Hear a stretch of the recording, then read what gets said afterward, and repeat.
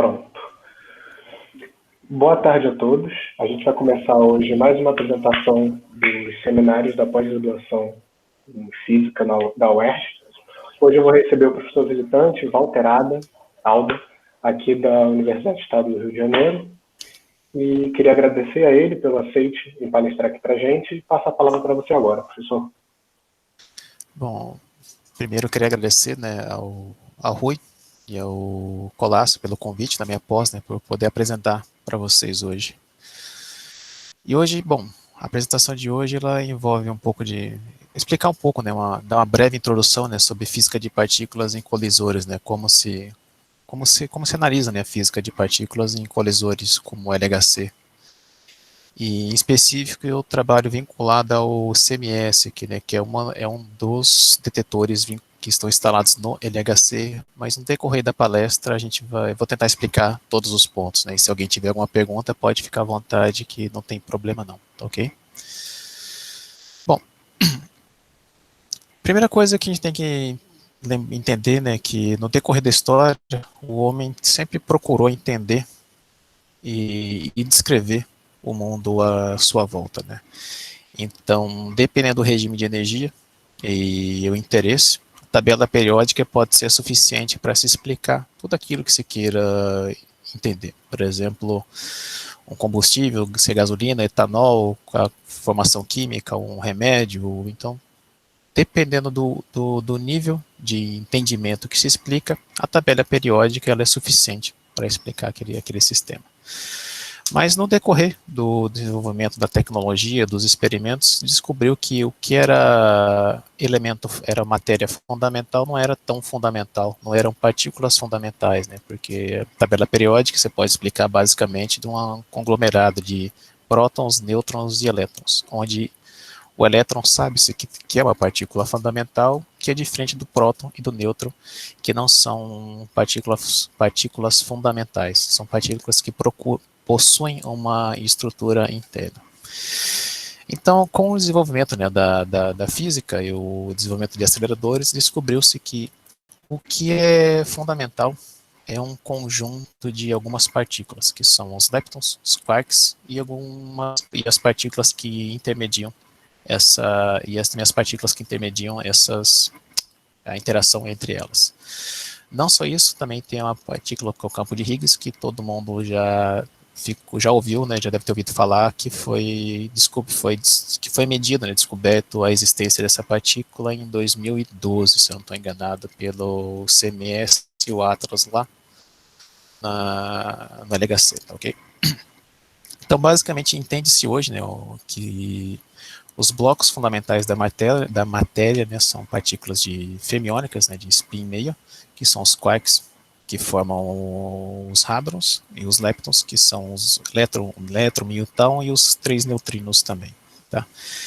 E alguns bósons, que são os bósons que carregam as forças. O gluon, força forte, a força fraca vem com Ws e os Z, e o fóton carregando a força eletromagnética. Tá, ok? Existem teorias que vão além do modelo padrão, que você pode simbolizar como que também prevém um conjunto de outras partículas, que vai gluino, higgsino, duplo Higgs carregado, tem um conjunto de teorias ainda não comprovadas experimentalmente, como eu vou mostrar um pouco mais à frente aqui, mas são teorias que propõem uma extensão do que é hoje conhecido por modelo padrão, ou seja, o modelo que explica a formação da matéria que está à nossa volta, por exemplo. E no modelo padrão é capaz de unificar a força fraca e eletromagnética no mesmo contexto matemático, e em colisores de partícula você pode suprimir a gravitação, ok? Em colisão, quando você tem uma colisão de partículas altas energias, você desconsidera a gravitação nesse caso, ok? Com relação à força eletrofraca, você pode descrever como a partir da união de um grupo de simetria, SU2 e 1, que basicamente você tem uma lagrangiana que trata basicamente da parte livre dessas partículas, que você pode simbolizar por esse lagrangiano zero, L0, e também a interação dessas partículas com os leptons e os neutrinos, e também entre si, né, entre o conhecido como os bósons, né, entre as partículas que intermediam as forças, ditas bósons também, e também dessas duas partículas com o campo do Higgs também, tá ok? E esses bósons, essas partículas que promovem a interação dessas partículas fundamentais, elas são geradas a partir da quebra da simetria de invariância, e o fenômeno, né, assim, o mecanismo que faz ela gerar massa, que gera massa para essas partículas é conhecido como mecanismo de Higgs. Que, bom, dessa teoria existem algumas constantes, né, como toda teoria tem, né, e você consegue identificar basicamente 4 ou 6 constantes, né, entre elas o G, o cosseno e esse seno de θ, que é conhecido como ângulo de mistura de Weinberg, ok? Só a título de exemplificação, por exemplo, se você pegar a lagrangiana eletrofraca, então, ok, isso aqui é um exemplo de toda a parte livre, basicamente você tem, nesse caso, trabalhando com todo o mecanismo, aplicando todo o mecanismo de Higgs em cima do setor eletrofraco, você tem uma lagrangiana livre para os bósons mais ou menos com essa cara, onde você tem o primeiro termo associado à existência dos leptons livres e o segundo termo aos neutrinos livres, né? O segundo termo associado ao fóton, aos campos W e Z na terceira e quarta linha, já com a massa de cada um, independente. E no final você tem o campo de Higgs e a massa do Higgs também.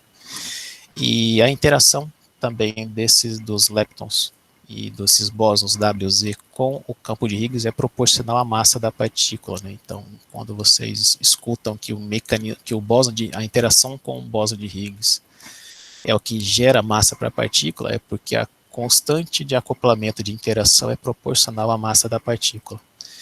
E quem tiver interesse, eu dou dando curso de eletrofraca na pós, né, ver se eu consigo abrir semestre que vem, quem quiser fazer, a gente explora um pouco esse conceito, né, dentro do curso. Que, por sinal, tem alguns alunos meus aqui assistindo, então daqui 2 semanas a gente vai aprender com mais detalhes esse mecanismo, tá ok? Então, é isso daí. A terceira força que é importante em colisão de partícula, né, basicamente é a QCD. Tá? Então, basicamente, a QCD ela trata Quantum Chromodynamics, né, cromodinâmica quântica, que ela trata basicamente da interação forte entre os quarks e entre os gluons que estão dentro das partículas. E os gluons são responsáveis por intermediar a interação entre as partículas, entre os quarks. Okay? Então, essa é basicamente a lagrangiana da QCD, né? Você tem o primeiro termo e o segundo termo. O primeiro termo é dos quarks, o segundo termo está associado aos gluons. E os termos de interação também no meio do caminho. Tá? E tem um detalhe bem interessante que devido ao confinamento, tem uma propriedade de confinamento dos quarks, que você não se observa na natureza um quark up, down, ou strange, ou qualquer coisa, ou qualquer um dos 6 livres na natureza. Eles são sempre vistos em estados ligados. Isso quer dizer o quê? Você não vai encontrar um quark up e um down separado. Você vai sempre encontrar um nêutron ou um próton, que é basicamente 2 ups e um down, ou 2 downs e um up. Então você está sempre trabalhando você está sempre identificando estados ligados. Assim como o pion, você trabalha como estado ligado de um quark e antiquark dentro do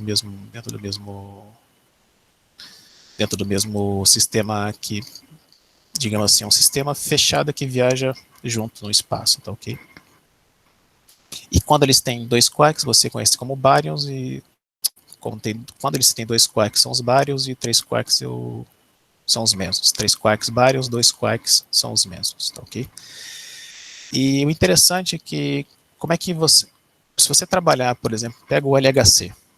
O LHC basicamente é um colisor de prótons. Prótons basicamente são 2 quarks up e um down dentro de cada partícula dessa que está interagindo. Então, em questão de descrição matemática, para que você consiga entender a interação entre esses 2 sistemas que estão colidindo em altas energias, ou seja, Você tem 3 quarks do lado, 3 quarks do outro, o mar de gluons que estão interagindo entre cada um desses quarks. Como é que você decompõe matematicamente, ou como é que você interpreta, como é que você faz realmente a conta para dizer como é que acontece alguma coisa ali de interação entre essas partículas. Então isso é feito decompondo a interação conhecida com... Você decompõe a interação utilizando funções de distribuição. Você já deve, se você já ouviu falar, chamadas PDFs, né, que é função de distribuição partônica em inglês. Né? Então, por exemplo, se você quer calcular a seção de choque de 2 hadrons, por exemplo, próton 1, próton 2, tá? Ele vai ser basicamente a multiplicação, né, da distribuição de cada um dos constituintes do primeiro hadron ou do primeiro próton, vezes a distribuição de um segundo constituinte dentro do segundo hadron, multiplicado pela seção de choque da interação entre os constituintes do primeiro, que você chamou de x1 e x2, dando um estado final de interesse. Então você decompõe toda essa possibilidade de interação entre os constituintes desses 2 hadrons ou desses 2 prótons a partir dos constituintes internos de cada um. Tá? E se você, por exemplo, produz, vamos dizer assim, n partons, ou seja, quarks ou gluons em algum estado final, ou seja, pós-interação, isso vai ser proporcional à constante de acoplamento forte elevado a n. Então, cada quark adicional, cada gluon adicional que você produz no estado final, vai com alfa na n. Tá? Mas, se você pega, por exemplo, assim, essa descrição não é tão simples assim, é só uma conta que é bem simples de ser realizada. Tá? Para se realmente fazer um entendimento do que se acontece dentro do LHC, se utiliza muito o que é conhecido como simulador de eventos. Tá? Então, essa aqui é a figura, essa figura representa, digamos assim, o que se entende hoje de interação de partícula fundamental dentro de um colisor de altas energias. Tá? Vou tentar explicar aqui mais ou menos como funciona. Então, basicamente, você tem essas 3 linhas à direita. Vocês estão conseguindo, sabe, que meu mouse está mostrando, que eu espero que vocês estejam vendo. E essas 3 linhas à esquerda representam os 2 prótons que estão interagindo. Ok. Você pega basicamente um constituinte de cada um desses prótons e interage, que é conhecido como a colisão principal ou a colisão dura de um sistema, que é basicamente esse círculo vermelho. Então você pega aquela distribuição partônica, aplica nesse primeiro elemento, do primeiro hadron, a distribuição partônica do segundo hadron e procura digamos assim, a descrição matemática somente dessa pequena interação, que nesse caso, por exemplo, você tem 2 gluons que interagem, que geram dois quarks, um gluon e uma partícula aqui que pode ser um bóson escalar aqui sem carga. Tá, okay? Então, basicamente, você procura uma seção de choque de 2 gluons dando esse sistema como estado fundamental, como estado final. Tá? Só que muita coisa ainda acontece, né? Basicamente, simplesmente 2 gluons interagindo. Você tem o que é conhecido como emissão inicial, né, que initial state radiation, que você tem uma emissão inicial desse constituinte que você usou para a interação. Você também tem o que remanesceu daquele próton que interagiu. Você tem, supondo que você tirou um gluon daqui e um quark da esquerda, então sobra os outros constituintes. O que é que você faz isso? Bom, nesse caso, você tem o que é conhecido como colisão secundária, que é a mesma coisa, você tem que aplicar um pouco de conhecimento para simular esse restante, o remanescente da colisão principal. Bom, e aí? Bom, e aí que entra agora um pouco de fenomenologia e um pouco também de estatística ou um pouco de ferramental matemático para explicar o que acontece daí para frente. como você tem uma basicamente, se produz bastante quarks e gluons e partículas neutras, elas vão interagindo com o material e vão irradiando. Assim como você tem luz de Cherenkov dentro de um cristal, quando você produz um quark, esse quark vai interagindo, né, com o Python vai interagindo com o estado final, com o sistema, né, em volta ali, e vai gerando e vai irradiando, vai emitindo novos gluons, né. Então você tem esse chuveiro em vermelho, como sendo um chuveiro de partículas, onde você tem um decaimento dessas partículas em outros estados, tá ok? E no final não, quase no final, né? Você pega todo esse remanescente que você usou como decaimento e, digamos, une ele em estados fundamentais ou, digamos, estados ligados. Por exemplo, assim, você pega todos esses quarks finais, rearruma eles, né, um estado fundamental partículas que você realmente vai interagir, que você conhece, que você possa medir, pions, kaons e assim por diante. Tá? E aí no final você ainda decai esses estados ligados, né, em função do decaimento delas. Então, que, por exemplo, assim, K1 S, K1 short ou KL que decai em 3 pios, por exemplo, ainda tem um decaimento dessas partículas em um estado mais estável do que o estado que ela foi produzida, né? Que ela foi produzida, no caso, vamos dizer. Então, todo aquele conhecimento de eletrofraca, QCD, você aplica todo ele aqui dentro desse corpo central, nessa parte central da interação, e daqui para frente, decaimento em vermelho, verde, claro e escuro, você aplica um pouco de fenomenologia e um pouco de estatística para interpretar, não só interpretar, mas como simular corretamente esse tipo de interação, tá ok? E como é que isso pode ser, por exemplo, explorado? Bom, você tem, falando de prótons e tudo mais, o que você pode explorar esse tipo de conhecimento é dentro do LHC. Basicamente é um colisor de hadrons, né, que está instalado ali na divisa da França com a Suíça. E todo mundo já deve ter visto, né? Basicamente eles são 27 km de comprimento e acelera o próton a menos 10 a menos 6 da velocidade da luz, né? Menos 10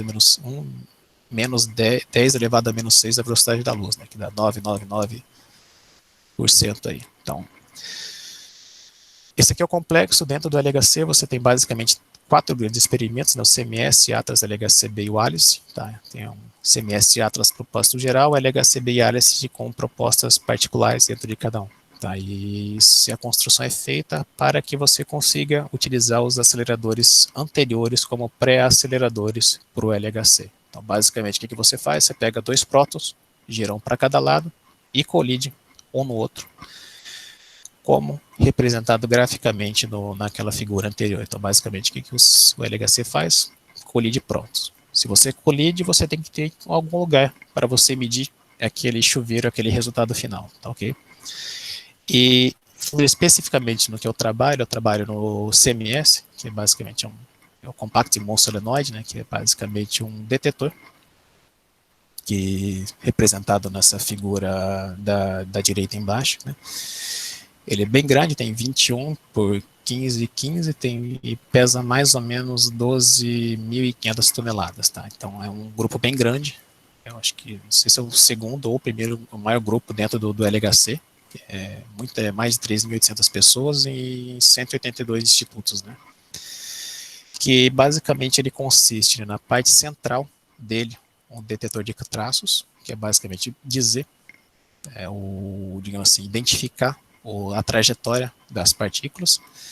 Logo após dele você tem um calorímetro eletromagnético, né, que você prioriza a interação eletromagnética, e logo após dele um calorímetro hadrônico, que você tem algumas placas ali de tungstênio para ter uma interação mais voltada à força forte. E bem na parte mais externa dele tem uma câmara de muons, né, que é basicamente um sistema para detectar os muons, para que você consiga identificar os muons, porque são partículas que interagem muito pouco, né, com a matéria. Então você procura elas na parte mais externa, onde você tem basicamente grandes placas de chumbo e tungstênio, para que você tenha basicamente que ela perca bastante energia, né, para deixar um traço você consiga identificar no detetor também. E nesse detetor, né, dentro do CMS, você tem um solenoide, né, de 3,8 Tesla que faz com que as partículas carregadas positiva e negativa se curvem, né, mediante o campo, para que cada uma vá para um sentido, né, e você consiga identificar com mais facilidade as partículas eletricamente carregadas, ok? Só que também tem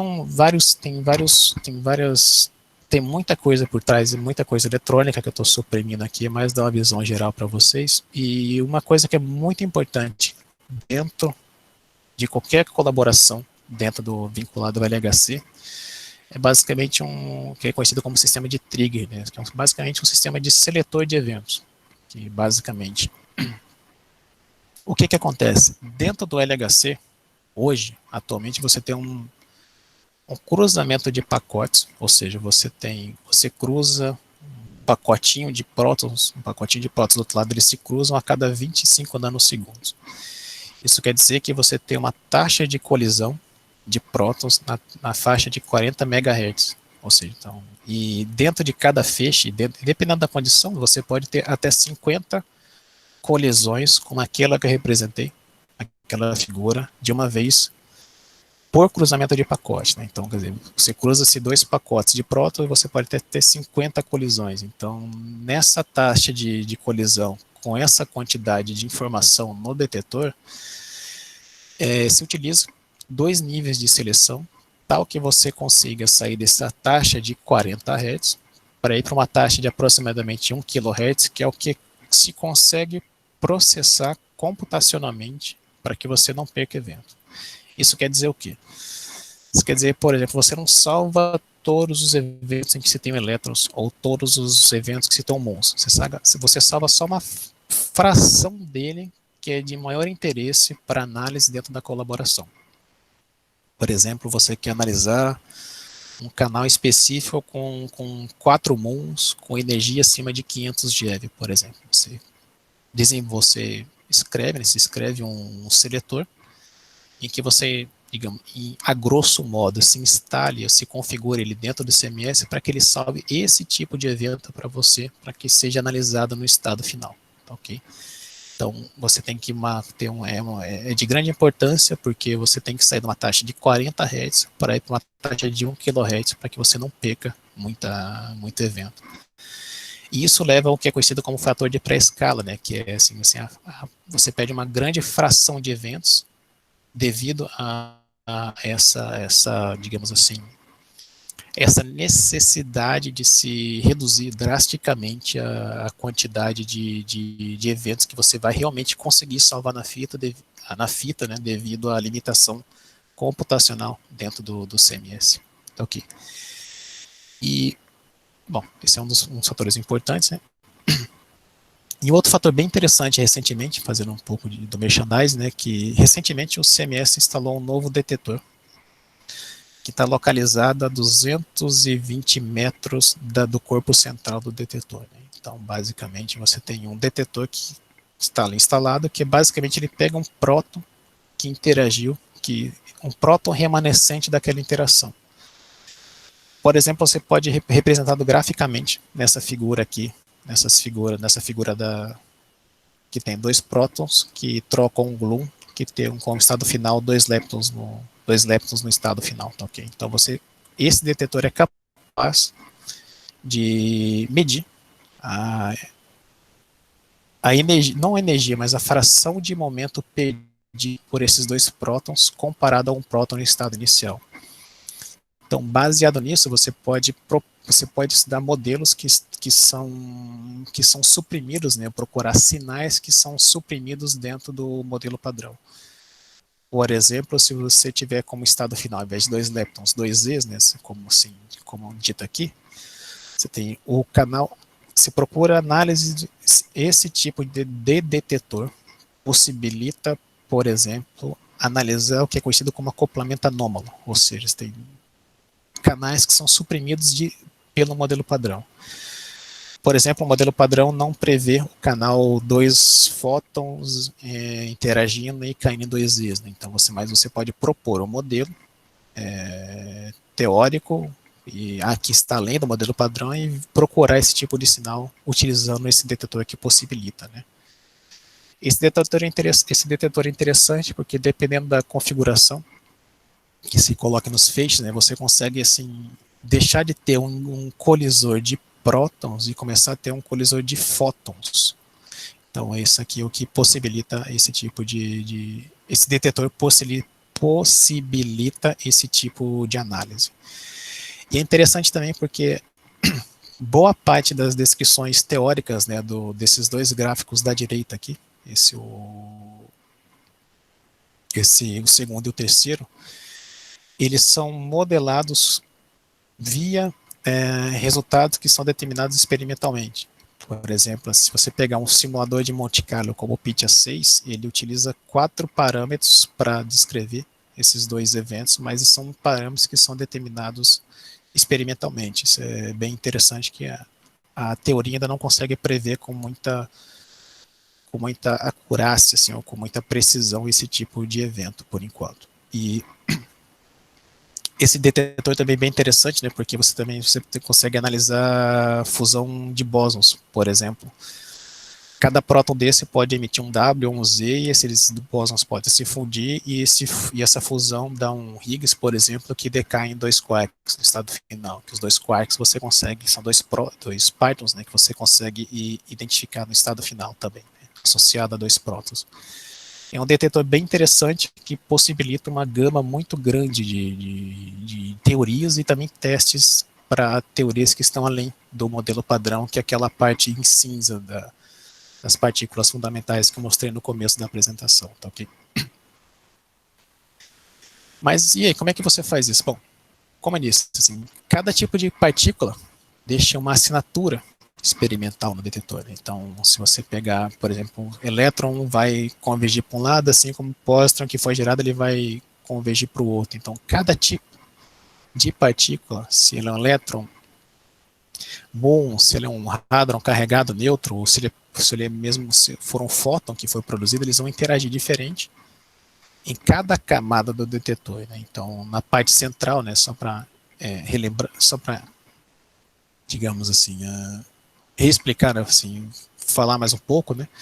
Nessa parte central você tem a câmera de traços, né, onde você vê que cada partículas carregadas deixam um certo traço. Você tem um calorímetro eletromagnético em verde, o hadrônico em amarelo. Você tem o solenoide que fica instalado no meio do detetor, né, que é o que gera o campo magnético, e a câmara de Muns no final dele, tá ok? E isso é feito utilizando um algoritmo bem específico, né, da colaboração, que é conhecido como Particle Flow, né, que ele pega todo o detetor em cima da sua granularidade e identifica e reconstrói as partículas no estado final. Só a título de curiosidade, o calorímetro hadrônico, se eu não estou enganado, ele tem mais de 18 mil canais. Então, cada canal desse é um grão dentro da matriz para reconstrução das partículas no estado final. Mas isso é basicamente assim, é uma granularidade muito alta, né? Então se trabalha com todo esse tipo de assinatura, né, para se reconstruir o estado final. Okay? E também uma assinatura experimental muito interessante é a assinatura experimental de a produção de partons no estado final. O que é o parton? Basicamente é um quark ou um gluon, né? Então, representando graficamente, né, assim, você tem uma interação acontecendo nessa figura da esquerda aqui embaixo, você tem os depósitos eletromagnéticos em vermelho e hadrônico em azul, basicamente, e esses traços, esses riscos na parte central, digamos, seriam assim o trajeto que essas partículas fizeram, que foi registrado naquela câmera de traço central, tá? Então, quando você produz um quark, um próton ou um gluon, esse gluon interage muito com o marco de quarks, porque ele vai irradiando e tudo mais, e você tem basicamente um depósito de energia numa pequena área com vários traços apontando para aquela região. Então, identifica-se nesse caso que você tem um chuveiro de partículas, e esse chuveiro pode ser identificado como a produção de um quark ou de um gluon, ou seja, de um parton no estado final, né? Então você pode definir como você pode definir, né, como a assinatura experimental dos Pythons como conta, né, com um grande número de traços apontando para uma pequena região onde houve um depósito de energia. E usualmente o pessoal chama isso de jato, tem um nome característico jato. Então, acaba se não se falando muito dentro de colisores de partículas com produção de partículas, produção de jatos, porque já sabe que está associada à produção de um quark ou de um gluon ali dentro. E existem vários algoritmos de reconstrução dentro para a reconstrução desses jatos, tá, ok? Então, você tem, mas em geral, basicamente que ele usa a distância entre as partículas para descrição para identificar melhor essas partículas no estado final. Você tem, por exemplo, você tem um KT e um anti-KT, né, que basicamente as duas trabalham com a distância entre as partículas, mas o anti-KT tem uma característica porque ele consegue reconstruir o jato na direção da partícula mais energética, ou seja, você consegue privilegiar um pouco mais, né, a direção em que foi produzida essa partícula no estado final, tá ok? Bom, como toda correção, toda reconstrução, ela tem limitação, porque você não consegue identificar todas as partículas produzidas, você também tem ruído de detetor, e também o detetor não é uniforme, porque você tem pontos ali onde passa o cabeamento, onde passam várias coisas, então você ainda precisa aplicar fatores de correção que são muito bem, digamos assim, são muito discutidos e muito revistos para que você tenha sempre uma correta identificação, porque quanto mais correta essa identificação, mais precisa, né, a sua medida, né, porque você não depende somente da eletrônica para se dar a partícula, mas é importante você também ter esses fatores de correção para uma correta descrição, uma correta identificação das partículas no estado final, ok? Mas, bom, essa assim é uma visão geral, mas o que acontece, como é que você realmente analisa dados, né? Então, de uma maneira bem grosseira, o matemático tem papel e caneta, uns usam Maple, outros usam Fortran, ou em geral, física de partículas é C++ e Python. Então, basicamente, a gente pega algum tipo de formato de dados que é disponibilizado pela colaboração, e tem vários tipos aí. Hoje se trabalha com o Nano AOD, né, que é basicamente um padrão que está ganhando está dando muita força dentro da colaboração para que se use, porque ele reduz bastante a quantidade de disco, né, que se precisa para armazenar toda a informação. Então, basicamente, se disponibiliza um conjunto de informação, um conjunto de dados, e você constrói o seu framework, ou seja, você desenvolve parte do seu código de análise, que ali você vai incluir calibração, vai incluir cálculo de observável, de incerteza, fazer todo o cálculo que você precisa, para aí sim você selecionar os seus eventos e fazer, digamos, e ter como resultado final histogramas em função de número de eventos ou em funções de seção de choque, que é basicamente a probabilidade de alguma coisa acontecer ali dentro dentro do detetor. Okay? Então, cada área tem a sua, digamos assim, a sua característica principal, né, de análise. Então, em física de altas energias, né, hoje se trabalha nesse contexto. Né? Pega informação, desenvolve um pouco do seu código computacional, seleciona o evento e faz os histogramas, mas sempre baseado num canal final ou num canal de interesse. Por exemplo, esse foi um resultado que eu obtive na minha tese de doutorado. Então, basicamente, o que eu estou procurando? Esse aqui é um resultado, depois de ter feito todo um trabalho em cima disso, né? É procurar eventos com pelo menos 3 jatos no estado final, dentro do regime de aceitação do detetor. Então, basicamente, você tem mostra um resultado e se compara o resultado com a simulação que aquela figura que eu mostrei no começo. Né? Então, você vai Você pega a informação, pega os dados, analisa e compara com o que você mediu em laboratório, está de acordo com o que se prevê a teoria. Nesse caso, por exemplo, você tem, explicando um pouco, né? Então você tem basicamente o que for os pontos pretos, né, é o resultado experimental, né, após ser feita todas as correções. Essa banda amarela é a banda da incerteza sistemática, né, que a incerteza sistemática está associada com efeitos do detetor em cima da medida. Por exemplo, uniformidade, ruído e tudo mais, né. A banda, esse risquinho, a linha preta vertical representa a incerteza estatística, né, que é a quantidade de eventos dentro de cada bin desse, né, dentro de cada intervalo do espaço de fase. Tá, ok? E, bom, analisando, se você pegar basicamente, olhar essa figura, bom, você tem aqui a seção de choque, né, em função do momento transverso, do jato mais energético, do jato, ou seja, do Python, que tem maior energia no sistema, com maior momento transverso. Esse resultado ele está de acordo com a teoria dentro da incerteza mostrada pela linha de baixo. Então, sabe-se que, a partir de um certo regime de energia, você tem uma boa concordância entre experimento e teoria. Tá? Resultado interessante porque você pode dizer que... Interessante porque a energia desse jato mais energético está diretamente associado ao regime de energia da interação entre aqueles dois quarks, da interação dura, né, que eu disse no começo, aquela bolinha vermelha que está lá na simulação de eventos, aquela bolinha vermelha é o que dita o regime de energia, né? Então você pode ver que a teoria e experimentos estão de acordo, dependendo, a menos do primeiro bin, que tem uma diferença maior, que isso é esperado, porque os bins de menor energia são mais difíceis de se propor, de se fazer análises teóricas desses modelos, nesse tipo de modelo.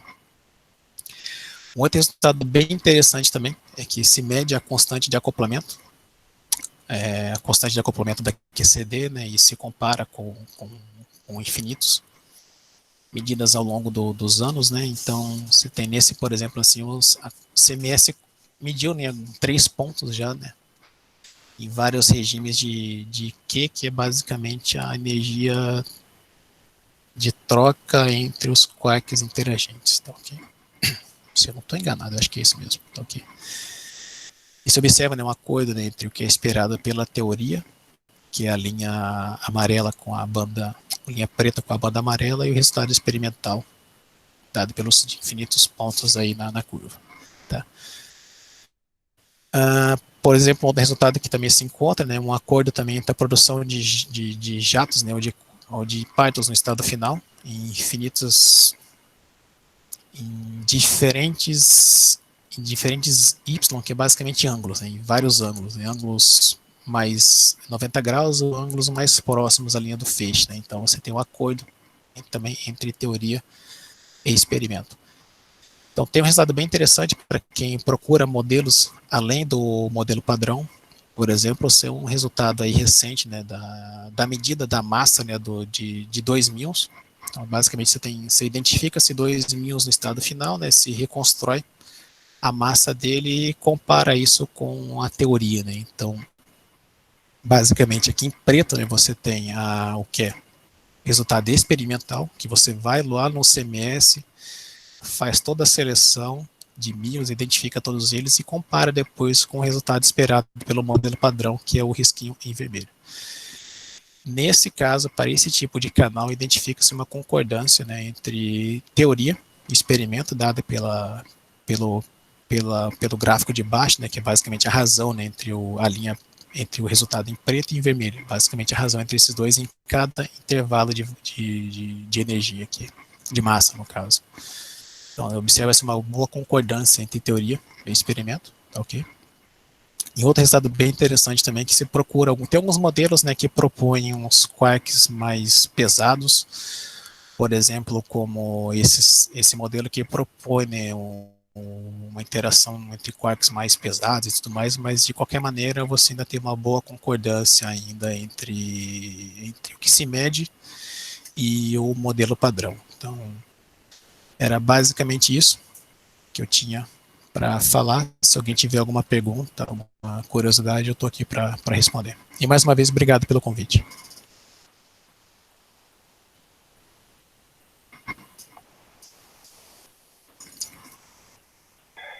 Obrigado, Walter. Vamos abrir para as perguntas. Alguém tem alguma?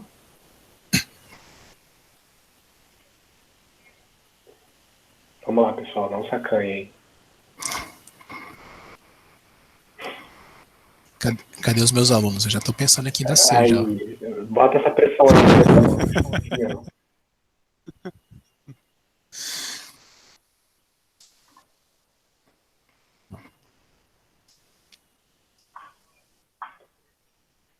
Eu nem posso fazer. Oi.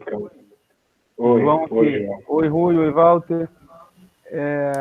Só assim, como ninguém se manifestou, a minha pergunta é uma curiosidade minha, assim, não é nada tão geral quanto a palestra. Eu queria que você explicasse um pouquinho melhor, porque realmente eu não sei a diferença da reconstrução KT e anti-KT. KT, anti-KT. Basicamente, o que se olha? Você tem a produção de N partículas no estado final, certo? Então, o que você pega? O que eles chamam de ΔR, que é basicamente a razão, é a raiz do delta eta delta φ. Delta eta ao quadrado e delta φ ao quadrado, que é basicamente a diferença em ângulo e em φ, né, em eta e φ. Então, você tem um delta R. Então, melhor, voltando.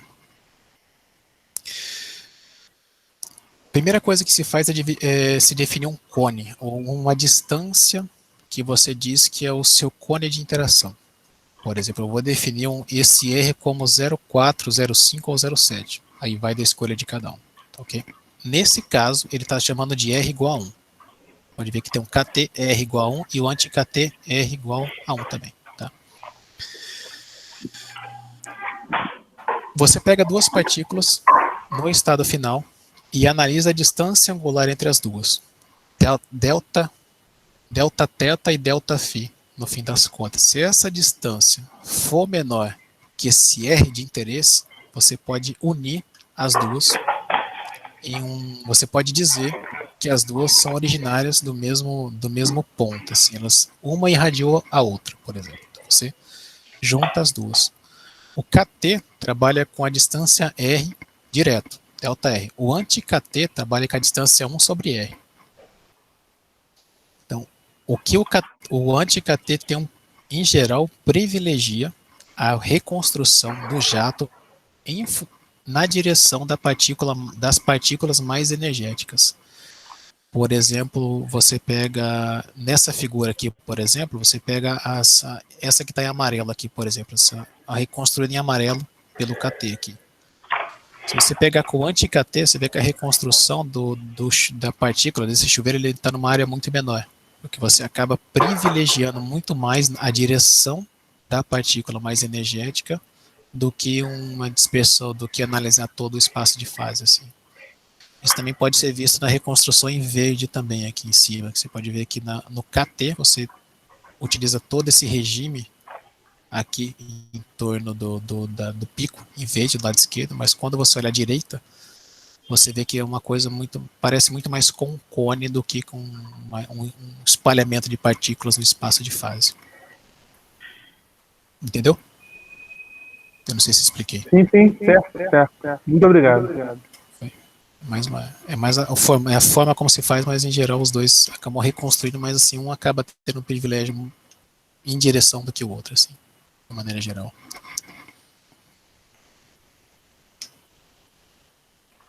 Mais alguma pergunta?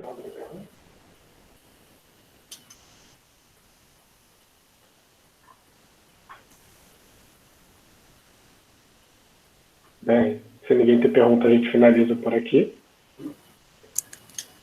Queria agradecer de novo ao professor por palestrar para a gente. Semana que vem a gente tem mais uma apresentação, aí vocês vão receber informações pelas redes sociais que vocês participam, por e-mail, seja o que for. E boa tarde a todos. Bom, obrigado, Rui, obrigado a todos e até a próxima. Tchau.